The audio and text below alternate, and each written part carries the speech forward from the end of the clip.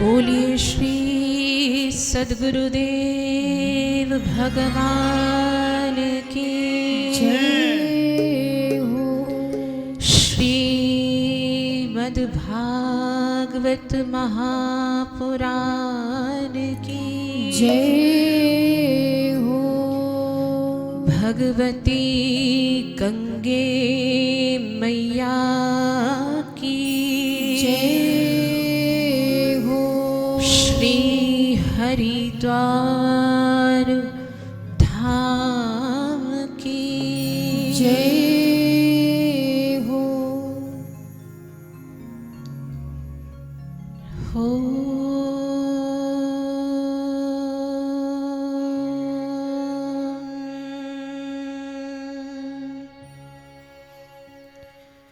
ओम श्री गणेशाय नमः।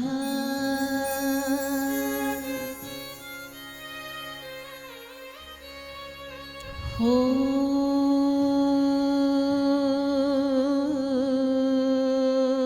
श्री सरस्वती नमः।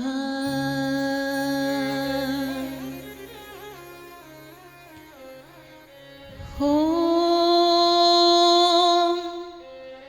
श्री सद्गुरु चरण कमलेभ्यो नमः।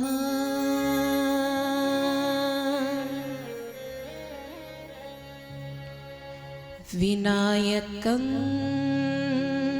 विघ्नहरं सुरेशं गणायकं गौरीसुतं गणेशम्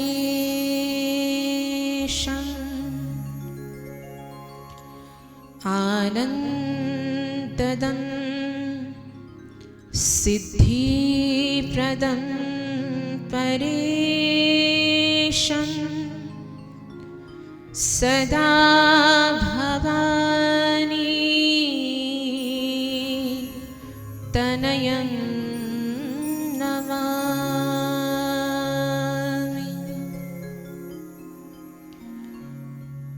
गुरुर्ब्रह्मा गुरुर्विष्णु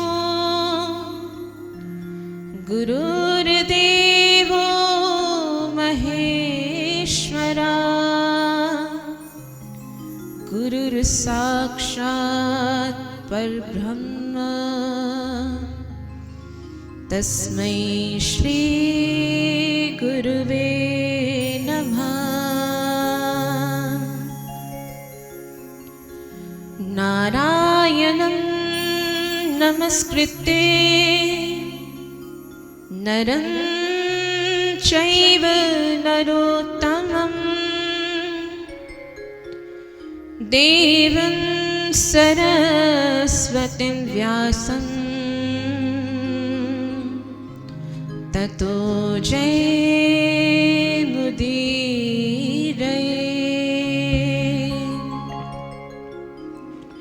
सच्चिदानन्दरूपाय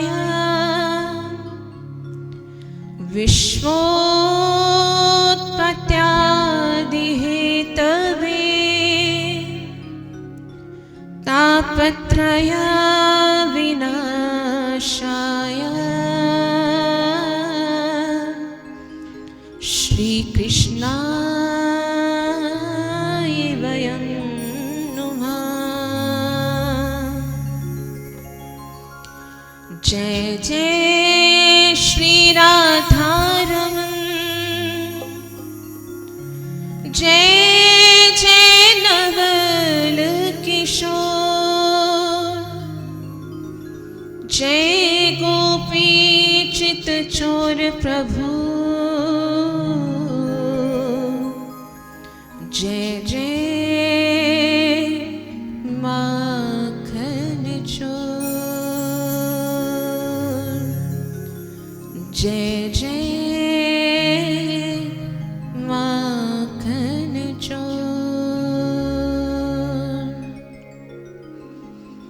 श्री बांके बिहारी लाल की जय हो। नटवर नंद किशोर की जय हो। महामुनि सुखदेव जी महाराज की जय हो। महर्षि वेदव्यास जी महाराज की जय हो। आइए सर्वप्रथम परम श्रद्धे परम वंदनीय परम पूज्य पाद जिनके पावन आशीर्वाद से, जिनकी शरणागति में बैठ करके संपूर्ण भाव को प्राप्त किया, ऐसे सद्गुरुदेव के चरणारविंद में कोटि कोटि प्रणाम करते हुए, वंदन करते हुए एवं जिनके परम सानिध्य में बैठ करके इस पावन श्रीमद् भागवत महापुराण की कथा को श्रवण करने जा रहे गंगानगर की पावन धरा से पहुंचे हुए आए हुए परम पूज्य गुरु जी को नमन करते हुए, प्रणाम करते हुए, वंदन करते हुए समक्ष विराजमान श्रीमद् भागवत महापुराण भक्तों का परम धन, परमहंस संहिता, ऐसे भागवत भगवान को प्रणाम करते हुए, नमन करते हुए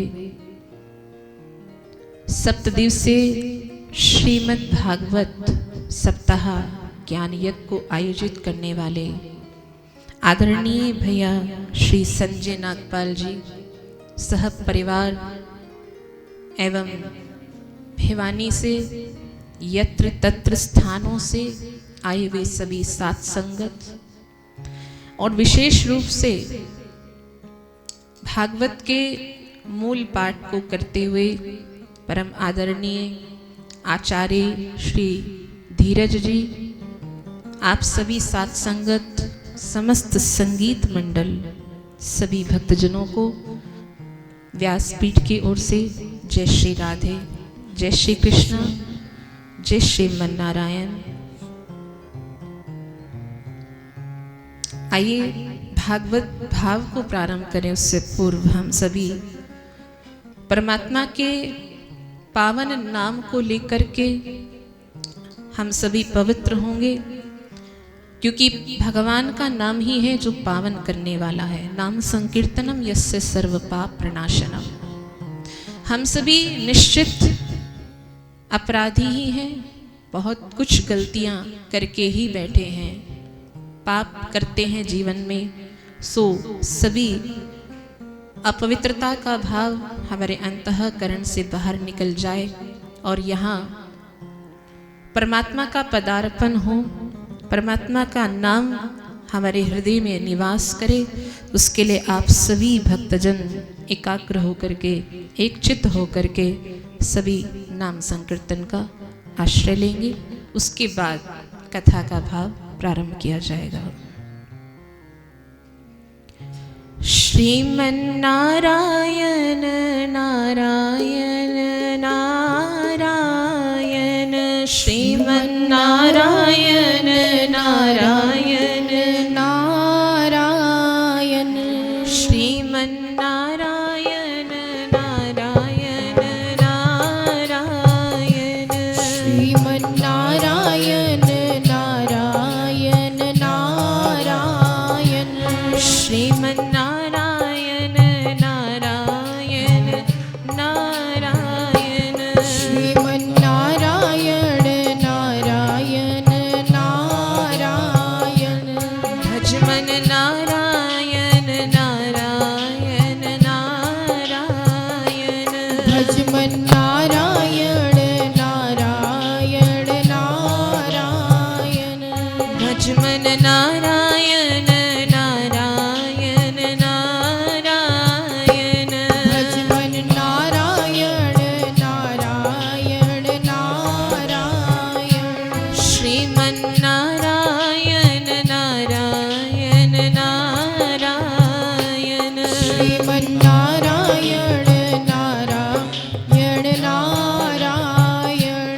लक्ष्मी नारायण नारायण नारायण लक्ष्मी नारायण नारायण नारायण लक्ष्मी नारायण नारायण नारायण लक्ष्मी नारायण नारायण नारायण सत्य नारायण नारायण नारायण सत्य नारायण नारायण नारायण श्रीमन नारायण नारायण नारायण श्रीमन नारायण नारायण नारायण श्रीमन नारायण नारायण नारायण श्रीमन नारायण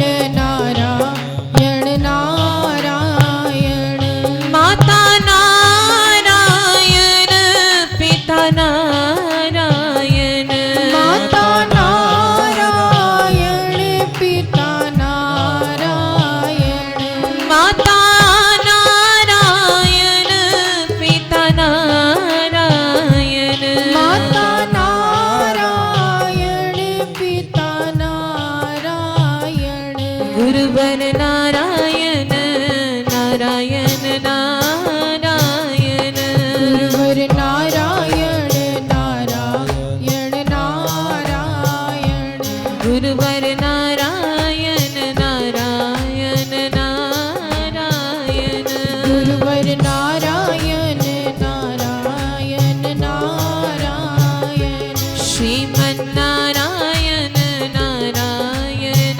नारायण श्रीमन नारायण नारायण नारायण भजमन नारायण नारायण नारायण भजमन नारायण नारायण नारायण सूरज नारायण चंदा नारायण सूरज नारायण चंदा नारायण सूरज नारायण चंदा नारायण सूरज नारायण चंदा नारायण जहाँ देखो वहाँ नारायण नारायण जहाँ देखो वहाँ नारायण नारायण जहाँ देखो वहाँ नारायण नारायण जहाँ देखो वहाँ नारायण नारायण तुझ में नारायण मुझ में नारायण तुझ में नारायण मुझ में नारायण तुझ में नारायण मुझ में नारायण तुझ में नारायण मुझ में नारायण सब में नारायण नारायण नारायण सब में नारायण नारायण नारायण सब में नारायण नारायण नारायण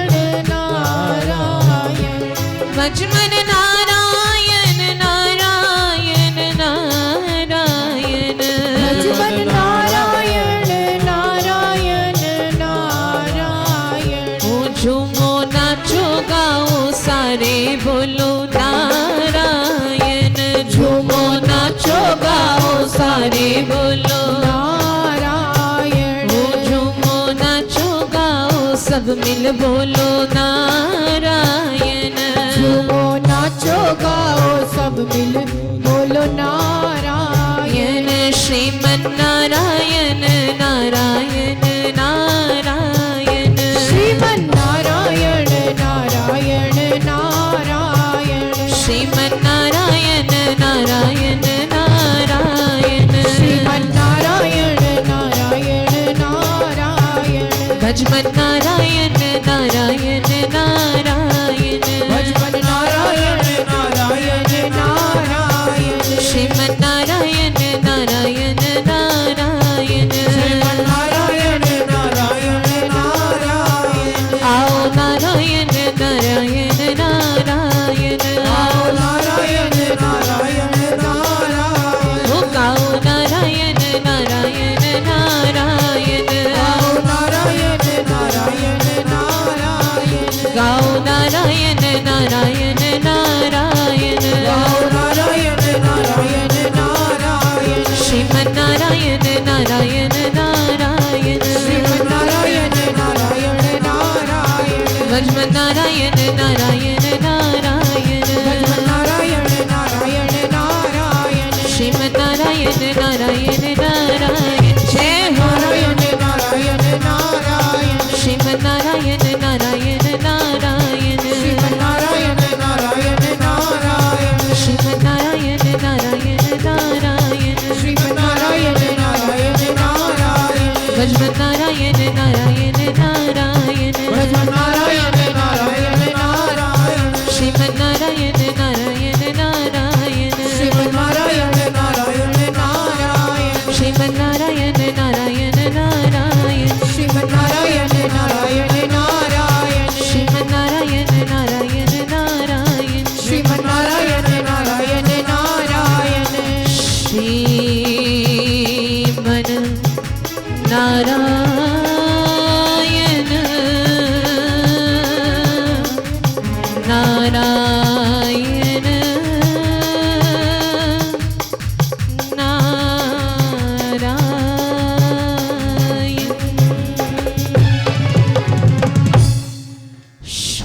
श्रीमन नारायण नारायण नारायण श्रीमन नारायण नारायण नारायण श्रीमन नारायण नारायण नारायण। भजमन नारायण नारायण नारायण भजमन नारायण नारायण नारायण।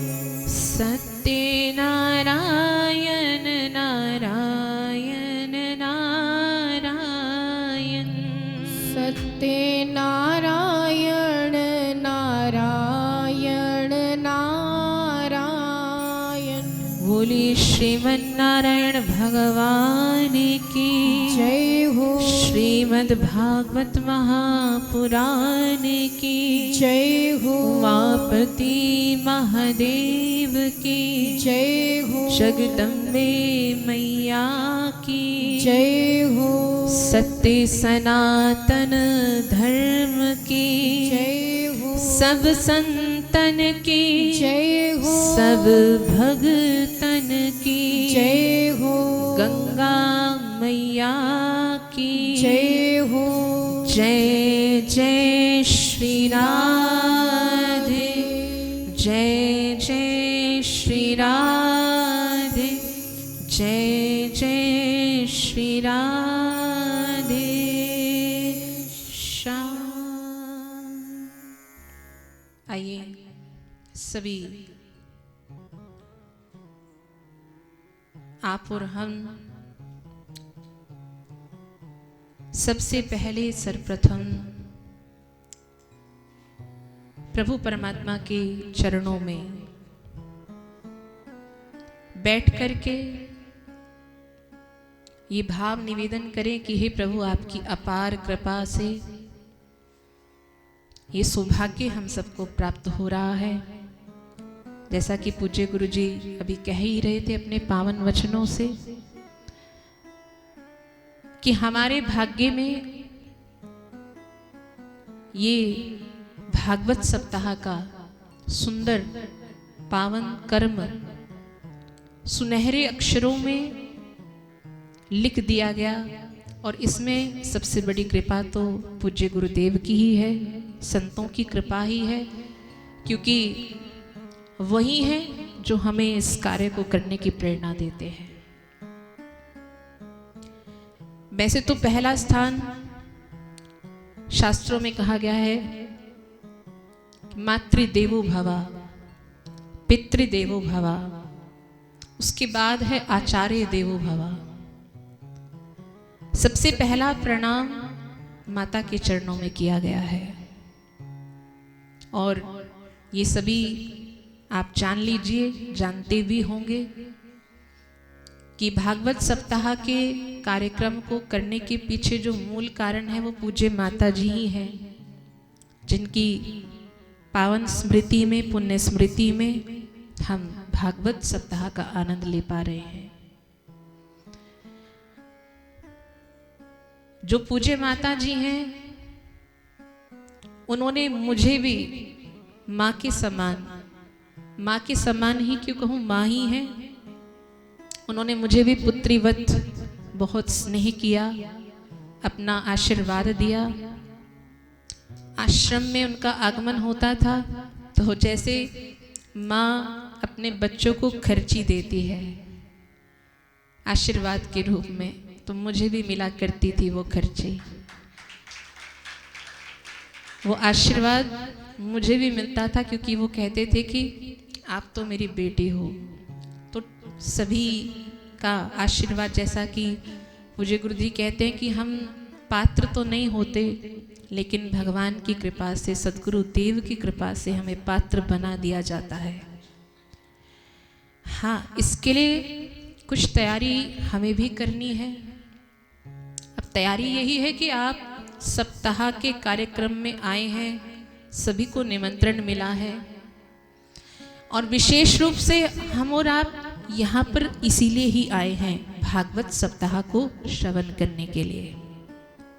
बाकी के जितने भी कार्य हैं, भ्रमण का कार्य, इधर उधर कहीं ना कहीं हम जरूर जाएंगे, आप जाइए, लेकिन मुख्य उद्देश्य को याद रखते हुए कि हम सभी भागवत कथा के लिए यहाँ पर आए हैं, और वो हमारे लिए सर्वोपरि होना चाहिए, क्योंकि जिन पुण्य आत्माओं के द्वारा ये उद्देश्य रखा गया कि उनकी स्मृति में हम भागवत सप्ताह कर रहे हैं, वो यही तो चाहते हैं कि आप और हम सब मिलकर के भगवान की शरण में बैठे, भागवत भगवान की शरण में बैठे।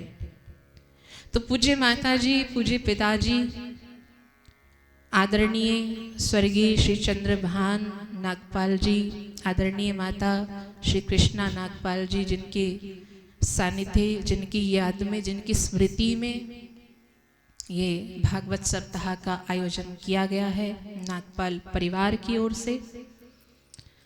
कितने अच्छे संस्कार उनके दिए हुए, राम लखन भरत के समान 3 पुत्र हैं, और सभी की हाजिरी येन केन प्रकारेण यहाँ पर प्रस्तुत है। सबसे बड़े पुत्र के रूप में आदरणीय श्री संजय नागपाल जी सह परिवार यहाँ पर उपस्थित हैं, और सभी साथ संगत का सहयोग यहाँ पर शामिल है। आइए आप सभी का भव्य स्वागत, साधुवाद सभी को, और आइए सबसे अधिक ध्यान हम कथा की ओर लगाएं। श्रीमद् भागवत महापुराण, ये भागवत की कथा आप बहुत बार श्रवण कर चुके हैं, लेकिन आइए, जैसे क्लास में बैठ कर के विद्यार्थी अपना लेसन दोहराता है, हम सभी फिर से अपने उस पाठ को दोहराएंगे, क्योंकि कुछ ना कुछ विस्मृतियां हो जाती हैं, कुछ स्मरण में भी रहता है, कुछ भूल जाता है। तो कथा के द्वारा केवल आप ही नहीं, मैं भी आज दोहराऊंगी, क्योंकि मुझे भी कुछ समय बाद भागवत कथा करने का एक क्रम मिला है, क्योंकि लगातार शिव महापुराण की कथा का भाव रहा। तो उसके बाद मैं भी पहली बार ही मानो भागवत कथा को स्पर्श कर पा रही हूँ। और मेरे प्रार्थना है प्रभु परमात्मा के चरणों में कि वही है कथा को करने वाले, वक्ता भी वही है और श्रोता भी वही है। हे प्रभु, आप सर्वत्र हैं, यहाँ पर भी उपस्थित हैं, लेकिन आप ही हैं इस कथा को कहने वाले। प्रमुख रूप से आप ही आइए और इस पावन कथा को श्रवण करने का अधिकारी हम सभी को बनाए। बोलिए श्री सद्गुरुदेव महाराज की। आइए श्रीमद् भागवत महापुराण का जो प्रथम श्लोक है, आप सभी उसे उच्चारित भी करें, उसे श्रवण भी करें, और उसी के द्वारा आप भागवत भगवान को प्रणाम भी करें, क्योंकि यहाँ से हम भागवत कथा में प्रवेश करेंगे। भागवत कथा में प्रवेश करने के लिए अनुमति को प्राप्त भी करना जरूरी है। तो प्रथम श्लोक के द्वारा आप अनुमति भी प्राप्त करेंगे, भगवान की कृपा को भी प्राप्त करेंगे, और साथ ही साथ उनको प्रणाम करेंगे, उनको वंदन करेंगे। क्योंकि हमारे संत कहते हैं कि अगर कोई भगवान को अपना बनाना चाहता है, बांध लेना चाहता है, तो उनको बांधने का एक ही भाव है, उनको नमन करो। नमन करने से, वंदन करने से भगवान बंध जाते हैं। तो बांधने की डोरी आपको दी जा रही है, बांधना आपका काम है। परमात्मा तो बंध जाना चाहते हैं, अब आपके हाथ में है कि आप उनको कैसे बांधोगे। अपने मन के निश्चल भावों से, पवित्रता से, करुण भाव से वंदन करते हुए आप परमात्मा को बांधने का प्रयास करो। और सर्वप्रथम श्लोक का उच्चारण आप सभी भक्तजन मिलकर के करेंगे। आइए सब प्रणाम करें। सच्चिदानंद रूपाय विश्वोत्पत्त्यादिहेतवे सच्चिदानंद रूपाय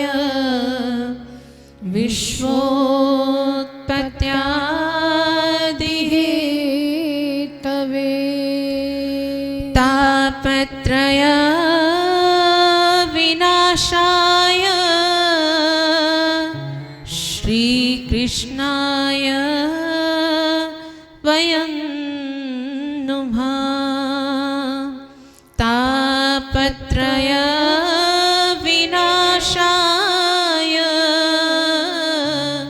श्री कृष्णाय वयं नुमः। श्री कृष्णाय वयं नुमः। श्री कृष्णाय वयं नुमः।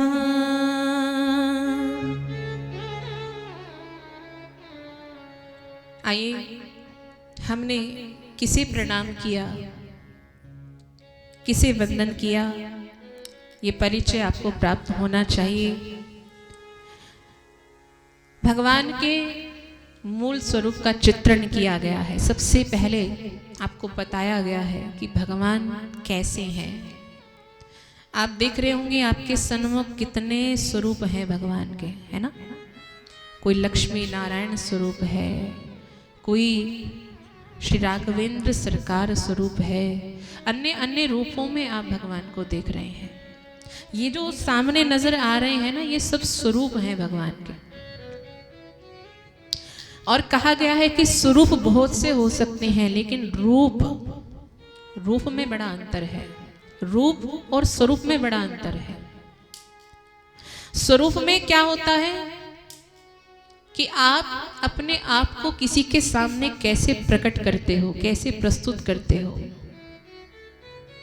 क्योंकि हम सभी के भी दो दो रूप होते हैं, है ना। घर में हम कैसे रहते हैं, कैसे मर्जी बोलते हैं, कैसे मर्जी चलते हैं, कैसे मर्जी बैठते हैं, कोई हमें शर्म नहीं होती, कोई लाज नहीं होती, घर में जैसे मर्जी विश्राम करते हैं। लेकिन कहीं अगर बाहर आए किसी विशेष स्थान पर तो वहाँ थोड़ा सा संभल करके बैठते हैं, संभल करके बोलते हैं, संभल करके सब कार्य करते हैं कि भैया यहाँ पर हमको कोई देख रहा है। तो रूप तो हमारा घर वाला ही होता है, लेकिन स्वरूप यहाँ पर बदल जाता है ना। जैसे होते हैं वैसे अपने आप को प्रकट नहीं करते। यहाँ थोड़ा सा बनावट है, दिखावट है कि हमें अच्छा अपने आप को प्रस्तुत करना है कि कोई ऐसा ना कहे कि ये कैसा है, इसको बैठना नहीं आता, इसको बोलना नहीं आता। तो बनावटी ही सही, लेकिन हम अपना स्वरूप ऐसा ही प्रकट करते हैं। ठीक ऐसे ही भगवान के भी ये जितने आप दर्शन कर रहे हो, ये सब स्वरूप हैं भगवान के। ये भगवान आपके लिए प्रस्तुत होकर के आते हैं, क्योंकि भक्त के भाव से ही तो भगवान प्रकट होते हैं ना। जाकी रही भावना जैसी, तिन प्रभु मूर्ति देखी तैसी। आप भक्त हैं जो भगवान को कहते हैं कि इस रूप में आओ प्रभु, इस रूप को प्रकट करो। तो उन रूपों को आप दर्शन कर रहे हो, लेकिन मूल रूप से भगवान कैसे हैं? एक इंसान ही अपने बारे में बहुत अच्छे से बता सकता है कि मैं कैसा हूं। ठीक ऐसे ही संतों ने, शास्त्रों ने भगवान के बारे में बताया कि वास्तव में भगवान है कौन। तो मूल रूप से भगवान के स्वरूप बहुत हैं, लेकिन मूल रूप से रूप 3 है। और 3 रूपों में सबसे पहला नाम है सत। सच्चिदानंद रूपाय हमने अभी अभी बोला है, जिसमें आप बड़े स्पष्ट रूप से समझेंगे। सबसे पहला शब्द है सत। सत माने सत्य। तो भगवान किस रूप में सर्वत्र विराजमान है? हरि व्यापक सर्वत्र समान। हम कहते परमात्मा सर्वत्र है, तो परमात्मा इन रूपों में सर्वत्र नहीं हो सकते, लेकिन परमात्मा सत्य रूप में सर्वत्र हो सकते हैं, क्योंकि मूल रूप है परमात्मा का। तो परमात्मा का जो सबसे प्रथम स्वरूप है, रूप है, वो है सत्य। सत्यम परमम धीमहि। वेद व्यास जी ने भी मंगलाचरण करते हुए भगवान श्री कृष्ण को प्रणाम नहीं किया, उन्होंने कहा सत्यम परमम धीमहि, मैं उस सच्चिदानंद रूप को प्रणाम करता हूं, क्योंकि परमात्मा का मूल रूप है सत्य। सत्य जो कभी बदलता नहीं है, परिवर्तित नहीं होता। संसार क्षणभंगुर है, संसार में परिवर्तन है, लेकिन आप देखिए अनंत काल से हम और आप यहाँ इस भूमंडल पर आ रहे हैं, जा रहे हैं, लेकिन वही भागवत कथा, वही ठाकुर जी, वही सब हमें प्राप्त होता है। आप कितनी बार भी जन्म लेकर के आओगे, हर जन्म में कहीं ना कहीं भागवत ही आपको श्रवण करने को मिलेगी, क्योंकि वो सत्य रूपी परमात्मा है। सत्य कभी नष्ट नहीं होता है, सत्य को स्थापित नहीं किया जाता, वो स्वयं में है। तो ये है परमात्मा का मूल रूप, सबसे पहला सत्य। इसके बाद चित। चित माने चेतना। आप और हमारे अंदर जो चेतना है, जो आत्म तत्व स्थापित है, जिससे हम चल रहे हैं, खा रहे हैं, पी रहे हैं, दौड़ रहे हैं, सब कर्म कर रहे हैं, ये चेतना अगर अंदर ना हो तो कैसे हम सब कुछ कर पाएंगे? तो जो प्राण है, जो चेतना है, चेतना से अभिप्राय प्राण से भी हो सकता है, चेतना से अभिप्राय ज्ञान से भी हो सकता है, कि हमारे अंदर ज्ञान देने वाले वो परमात्मा, आत्मा परमात्मा के रूप में बैठी है, वो है चित्त स्वरूप। और तीसरा है आनंद।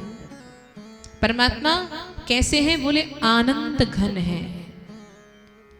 इसलिए हम सभी चतुर्थ दिवस में जब आनंद मनाते हैं ठाकुर जी के प्रकट होने का, तो सब भक्तजन कहते हैं नंद घर आनंद भयो, क्योंकि परमात्मा का यही मूल रूप है, आनंद घन है परमात्मा।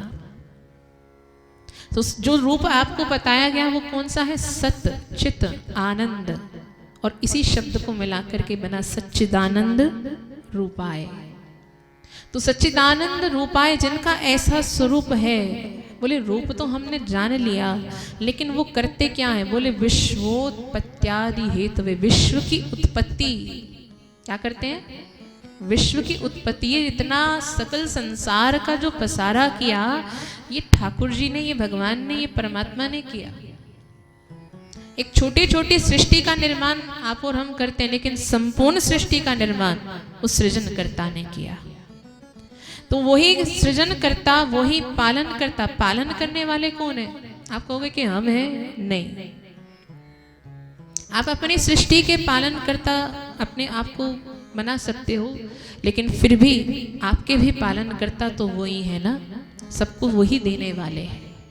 तो वो परमात्मा पालन भी करते हैं और वही परमात्मा संहार भी करते हैं, संहार के देवता भी हैं। परमात्मा का कार्य क्या है? तापत्रय विनाशाय, 3 तापों के जो नाश करता है, दैहिक, दैविक, भौतिक तापा। आप संसार में कहीं पर भी चले जाएं, लेकिन आपको आना तो भगवान की शरण में ही होगा। आप भगवान के नाम की शरण में आएंगे, तभी आपके 3 ताप हर लिए जाएंगे। आपका किसी भी प्रकार का कष्ट, किसी भी प्रकार का दुख, शोक, अगर आप चाहते हो कि वह जड़ से निर्मूल हो जाए, दूर हो जाए, तो आपको भगवान की शरण में आना होगा, क्योंकि भगवान ही आपका ताप संताप हरण करने वाले हैं। तो ऐसे जो सच्चिदानंद, ऐसे जो परमात्मा सृष्टि के सृजन करता, ऐसे जो हमारे सब ताप संताप को मिटा देने वाले, ऐसे सच्चिदानंद घन परमात्मा को मैं प्रणाम करता हूँ। हम सब प्रणाम करते हैं, हम सब वंदन करते हैं। और क्यों नहीं करें वंदन? क्योंकि जिनकी शरण में रह करके हमारा सब कार्य सफल हो जाए, जहाँ पर आकर के सब भाव प्राप्त हो जाए, तो ऐसे चरणों में तो हमें बारंबार प्रणाम करना चाहिए, बारंबार नमन करना चाहिए। तो ऐसे सदगुरुदेव के चरणों में, ऐसे भागवत भगवान के चरणों में हम पुनः प्रणाम करते हैं और उनसे अनुमति प्राप्त करते हैं कि हे प्रभु, हम सबको अपना कृपा पात्र बनाएं, इस कथा को श्रवण करने का अधिकारी बनाएं। हम सभी भक्तजन आपके चरणों में बारंबार नमन करते हैं, प्रार्थना करते हैं। आइए श्रीमद् भागवत महापुराण, जिन्हें श्रवण करने के लिए केवल आप ही उपस्थित नहीं हैं, 88,000 शनकादिक ऋषिगण, इनके विषय में आप समस्त पुराणों में अवश्य श्रवण करेंगे। कोई भी पुराण ऐसा आपको प्राप्त नहीं होगा जिनमें 88,000 ऋषियों और सुतजी महाराज का वर्णन न आता, क्योंकि कथा प्रारंभ ही यहीं से है। यहाँ एक बहुत सुंदर बात बताई जा रही है कि जो 88,000 ऋषिगण हैं, जो प्रश्न करते हैं सुतजी महाराज से और कहते हैं, सत्संग वहीं से प्रारंभ होता है जब जिज्ञासु अपनी जिज्ञासा को प्रकट करता है। आप और हमारे अंदर एक ललक होनी चाहिए, एक प्यास होनी चाहिए, हमें एक जानने की भावना होनी चाहिए कि जिनके कृपा से हम संसार में आए, इस संसार को बनाने वाले जो परमात्मा है, जिसकी रचना इतनी सुंदर, देखते हैं ना संसार में सब कुछ कितना सुंदर नजर आता है, तो वो जो सुंदर दर्शन हमें प्राप्त हो रहा है, वो उसके पीछे भी तो कोई बैठा है। केवल उस सुंदर दृश्य को मत देखिए। अभी आप हरिद्वार के इस प्रांगण में हैं, हरिद्वार से अगर आप उधर ऊपर की ओर जाएं, तो लोग जाते हैं भ्रमण करने के लिए, लोग जाते हैं सुंदर दृश्यों को देखने के लिए, कि वहाँ की सुंदरता निहारेंगे, वहाँ की प्रकृति का आनंद लेंगे, है ना। सर्दी का महीना है तो कैसे बर्फ पड़ती है, उसमें जाकर के हम कैसे आनंद लें, तो सबकी इच्छा होती है। प्रकृति का दर्शन करके एक मन में आकर्षण होता है। लेकिन देखिए, ये सब संसार है और ये भगवान की एक माया है। भगवान सब रूपों में है, लेकिन भगवान ने अपने आप को इन रूपों के अंदर छिपा करके रखा है। भगवान ने अपने आप को प्रकट नहीं किया है सब रूपों में, लेकिन ये कार्य आपके लिए छोड़ दिया कि आप भागवत कथा को श्रवण करो या किसी भी कथा को श्रवण करो, संतों की शरण में बैठो और वहाँ बैठ कर के अपने मन को ऐसे तैयार करो कि सब में छिपे हुए भगवान को भी आप वहीं बैठे बैठे प्राप्त कर लो। कथा का यही मूल उद्देश्य है। प्रत्येक कथा आपको इसलिए सुनाई जाती है कि आप किसी भी प्रकार से परमात्मा के मार्ग पर आगे बढ़िए और उनको प्राप्त करने की चेष्टा करें। मानव जीवन का ये लक्ष्य है। आप और हमारा जो परिचय है ना, जो भी होगा परिचय, लेकिन सबसे पहला परिचय हमारा भी यही है कि हम मानव हैं। और मानव से भी सर्वप्रथम जो रूप मैंने आपको बताया सच्चिदानंद, यही आपका भी रूप है। आप भी सच्चिदानंद हैं, आपके भी अंदर यही निवास करते हैं।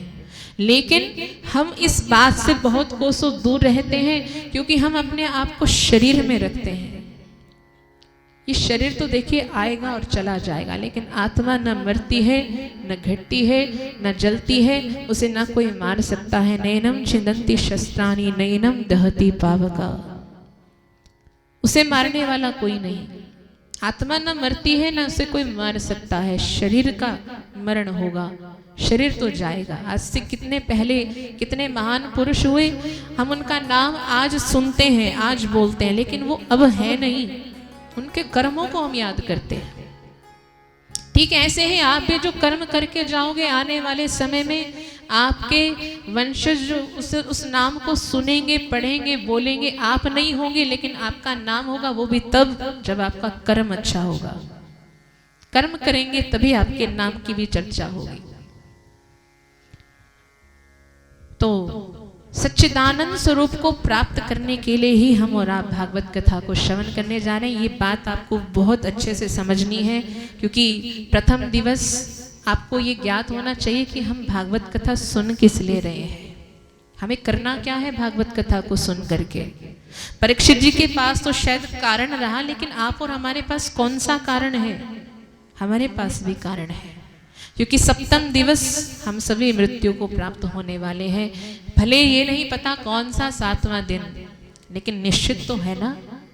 और मानव जीवन का, इस जीवन का अंत तो कभी ना कभी होगा ही। मानव जीवन का लक्ष्य है कि आप जीवन में रहते रहते मोक्ष को प्राप्त करो। मृत्यु के बाद मुक्ति को प्राप्त करना ये इतना विशेष नहीं होगा। मृत्यु के बाद मोक्ष को प्राप्त करना इतना विशेष नहीं होगा। उससे पहले पहले ही आप जान जाओ कि आप कौन हो और क्या करने के लिए यहाँ पर आए। तो आपका जो परिचय है वो आपको प्राप्त हो रहा है। जो भगवान है वही आपका स्वरूप है, सच्चिदानंद।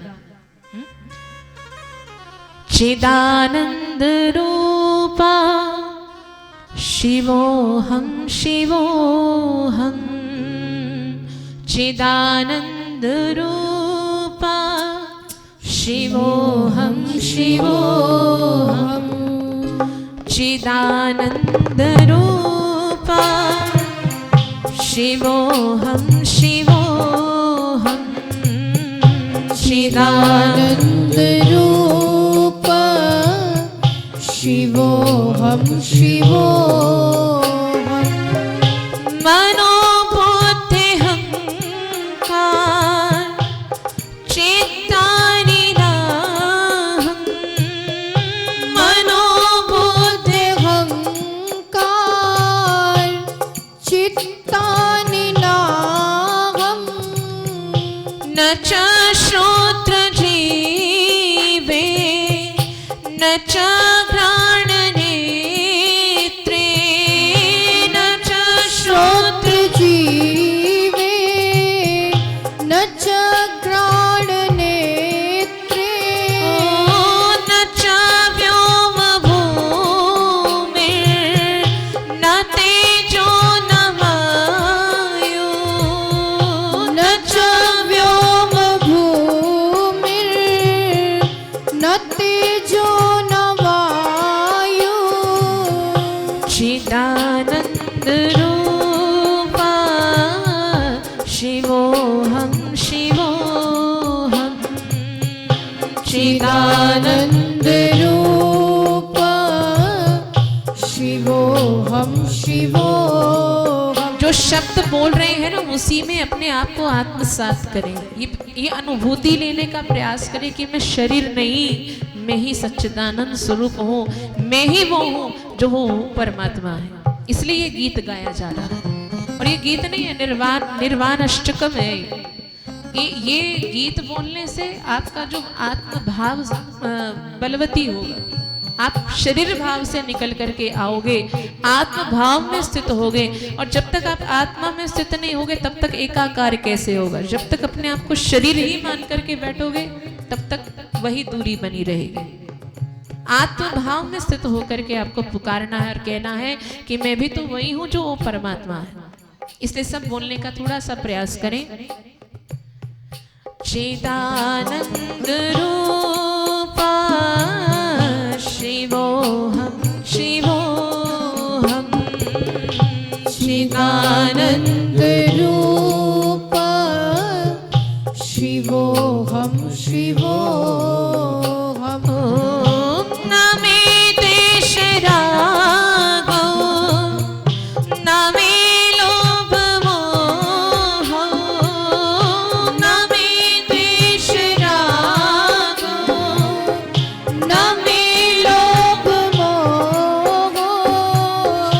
मदो नैव मे नैव मात्सर्य भाव, मदो नैव मे नैव मात्सर्य भाव। न धर्मो न चार्थो, न कामो न मोक्ष, न धर्मो न चार्थो, न कामो न मोक्ष।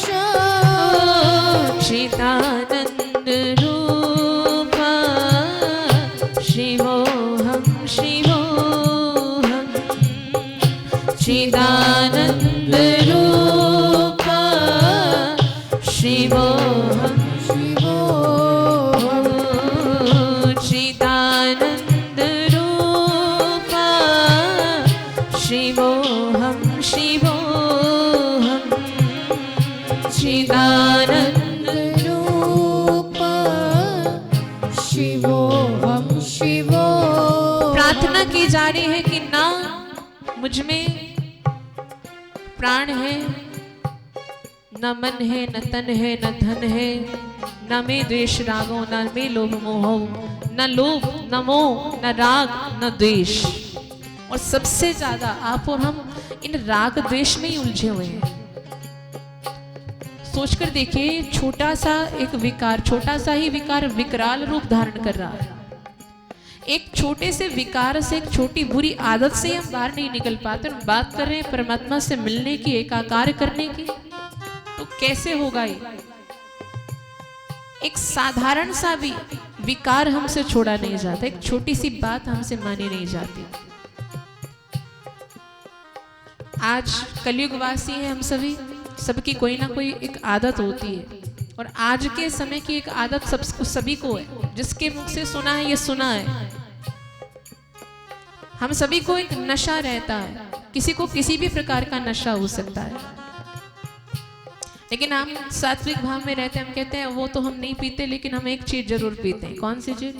प्रातः काल उठते ही हमें सबसे पहले, हाँ, शास्त्रों में तो कहा गया कि प्रभाते कर दर्शनम, सबसे पहले उठ करके हाथ के दर्शन करो और उसमें आप परमात्मा को निहारो।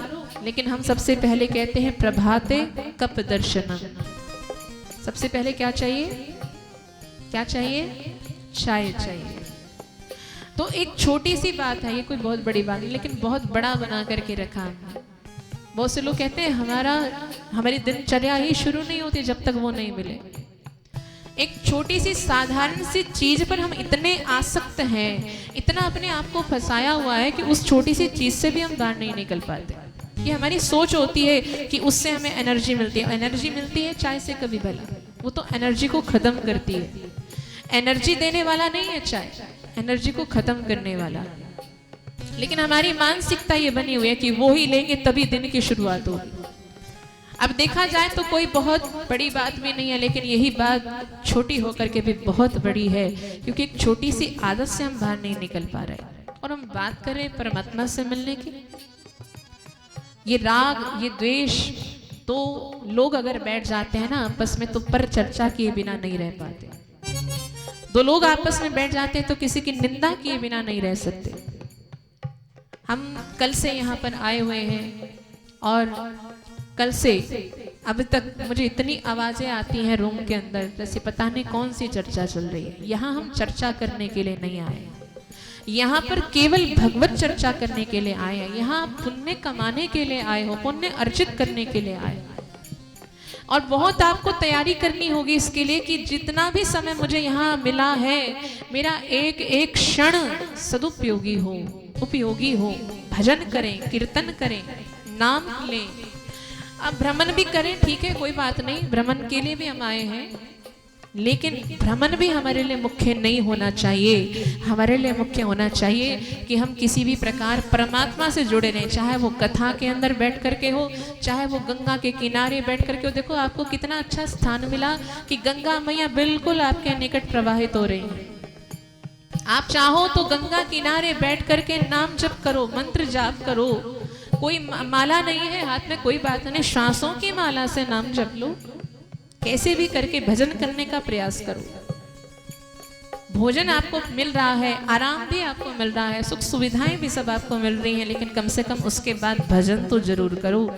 एक कक्ष में बहुत से सदस्य बैठे हो और मैं सुनूं तो ये सुनूं कि वहां पर नाम संकीर्तन चल रहा है, वहां पर किसी की चर्चा नहीं होनी चाहिए। चर्चा तो घर बैठकर बहुत होती है, इसलिए कोशिश कीजिए चिदानंद भाव को प्राप्त करने का। अभी देखो कितने आराम से आप बोल रहे हो, अगर आपके अंदर ये चिदानंद भाव प्रकट हो जाता ना तो आप आनंदित हो करके बोलते, मुस्कुरा करके बोलते, आनंद में झूम करके बोलते। क्या बोलते?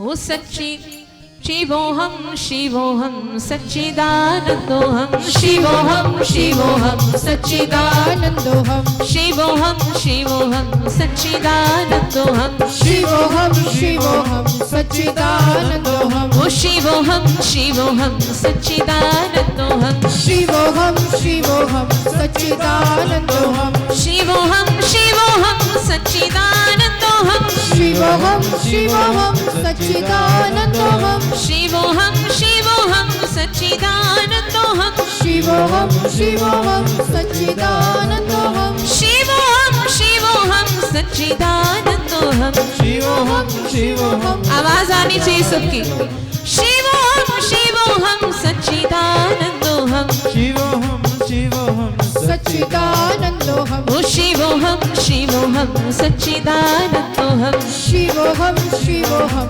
सच्चिदानंदोहम, ओ शिवोहम शिवोहम सच्चिदानंदोहम, शिवोहम शिवोहम सच्चिदानंदोहम, ओ शिवोहम शिवोहम सच्चिदानंदोहम। सब करके कहो जय हो सच्चिदानंदोहम, शिवोहम शिवोहम सच्चिदानंदोहम, शिवोहम शिवोहम सच्चिदानंदोहम, शिवोहम शिवोहम सच्चिदानंदोहम, शिवोहम शिवोहम सच्चिदानंदोहम, शिवोहम शिवोहम सच्चिदानंदोहम, शिवोहम शिवोहम सच्चिदानंदोहम, ओ शिवोहम शिवोहम सच्चिदानंदोहम, शिवोहम शिवोहम सच्चिदानंदोहम, शिवोहम शिवोहम सच्चिदानंदोहम, शिवोहम शिवोहम सच्चिदानंदोहम, शिवोहम शिवोहम सच्चिदानंदोहम, शिवोहम शिवोहम सच्चिदानंदोहम, शिवोहम शिवोहम सच्चिदानंदोहम, शिवोहम शिवोहम सच्चिदानंदोहम, शिवोहम शिवोहम सच्चिदानंदोहम, शिवोहम शिवोहम सच्चिदानंदोहम, शिवोहम शिवोहम सच्चिदानंदोहम।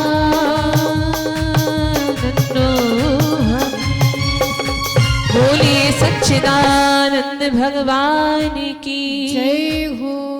आइए, सबसे पहला लक्ष्य मैं आपको देने जा रही हूँ कि आप भागवत कथा को किस लिए श्रवण करेंगे? इसी सच्चिदानंद स्वरूप को प्राप्त करने के लिए, क्योंकि जो सप्तम दिवस है आप और हम परमात्मा से एकाकार माने एक संबंध जोड़ने जा रहे हैं। तो उनका संबंध तो उन्हीं के साथ जुड़ेगा ना जो उनके समान होगा, है ना। हम अपना संबंध किससे जोड़ते हैं? जो हमारे बराबरी का हो ना, है ना। सब चीज में हम निश्चित करते हैं, धन में भी बराबरी हो, रूप में भी बराबरी हो, हर कार्य में बराबरी हो। तो आप उनकी बराबरी नहीं कर सकते, लेकिन फिर भी कोशिश तो करेंगे ना। तो कोशिश कीजिए, सप्तम दिवस जब कथा सुन करके आप जब यहाँ से लौटेंगे तो यही गुनगुनाते हुए आपका भाव अंतर्मन प्रकट करे कि मैं कोई और नहीं, मैं ही सच्चिदानंद घन हूँ, क्योंकि वही हूँ जो परमात्मा है, ईश्वर अंश जीव अविनाशी। मैं वही हूँ जो परमात्मा है, और परमात्मा कौन है? आनंद घन है। तो मैं क्यों दुखी हूँ? मैं क्यों व्याकुल हूँ? मैं क्यों द्रवित हूँ? मुझे क्यों तीनों ताप संताप करते हैं? क्योंकि मैं शरीर में रहता हूँ इसलिए। लेकिन मैं जान चुका हूँ कि मैं शरीर नहीं, आत्मा। आत्म भाव में स्थित होकर के इसी धन को प्राप्त करने के लिए हम सब यहाँ आए हैं, और इस उद्देश्य को आप प्राप्त करके जाएं, ऐसी मंगल कामना करते हैं, प्रार्थना करते हैं। और आइए, नैमिष की पावन भूमि, बड़ा सुंदर स्थान है, तीर्थ वर नैमिष विख्याता, अति पुनीत साधक सिद्धि दाता। कहा गया कि जो नैमिष है, नैमिष भी एक तीर्थ है। अभी पिछले वर्ष बहुत से भक्तजनों के साथ जाने का अवसर मिला नैमिषारण्य की पावन भूमि में, और निश्चित ऐसा कहा गया है शास्त्रों के अंदर कि ये वैकुंठ के समान है। जो एक वैकुंठ आप जानते हो जहां भगवान श्री हरि विराजमान होते हैं, ऐसे ही कुछ वैकुंठ स्थान हमारे इस भूमंडल पर भी है। कहते हैं 8 वैकुंठ हैं, और उनमें से एक है नैमिष, नैमिषारण्य। तो नैमिष की पावन भूमि पर विराजमान है कौन? 88,000 ऋषिगण, और वह सभी एक मंगल कार्य कर रहे हैं, एक सुंदर यज्ञ कार्य हो रहा है, और उस यज्ञ कार्य में सभी मिलकर के आहुति दे रहे हैं। जैसे आप और हम सब आहुति दे रहे हैं, ऐसे ही 88,000 ऋषिगण भी मंगल कार्य यज्ञ करते हुए सबके द्वारा हाजिरी लग रही है, आहुति दी जा रही है। और उसी ही क्रम में सूत जी महाराज का आगमन हुआ।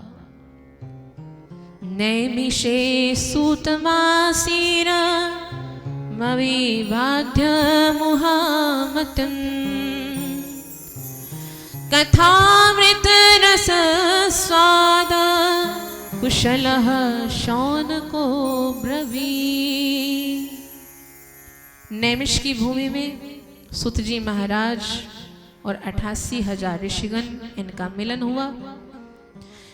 शौनक ऋषिगण जो बहुत ही कुशल हैं किस कार्य में? कथामृत। आप और हमको ये कौन सा अमृत मिल रहा है? कथामृत। इसे क्या कहते हैं? कथा रूपी अमृत। इस विषैले संसार में रहते रहते जो विष का पान हम और आप दिन रात करते हैं, वहां पर रहते रहते आपको ये अमृत दिया जा रहा है। एक है कथा रूपी अमृत और एक है नाम रूपी अमृत। ये 2 अमृत दिए गए हैं। आप पर भी कृपा की है भगवान ने, केवल परीक्षित जी पर कृपा या देवताओं पर कृपा नहीं है। देवताओं को कहते हैं ना कि उनको अमृत प्राप्त है, इसलिए वो पीकर अमर है। हम और आप भी अमर हो सकते हैं, हमें भी ये 2 अमृत प्रदान किए गए हैं। लेकिन यही बात है कि इसे लेना कौन चाहता है? जो लेगा उसे प्राप्त होगा। बिना इच्छा के नहीं मिलेगा, ये आपकी अपनी कृपा आप पर होनी चाहिए।